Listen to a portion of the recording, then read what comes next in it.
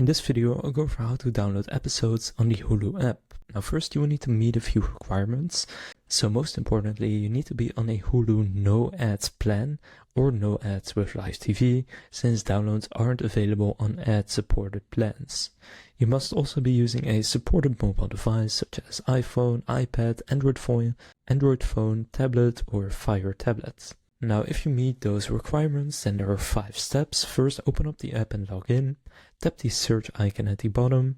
Then go and choose downloadable. So those are shows available for offline viewing, since not every single show is available. Then browse a show or a movie. So for TV shows, tap the download icon next to each episode you want to download. For movies, tap the download button on the movie's detail page, and then you can monitor your download progress, as once complete the icon turns into a check mark, and you have then downloaded that episode and you can watch it offline. So now you know how to download episodes on the Hulu app.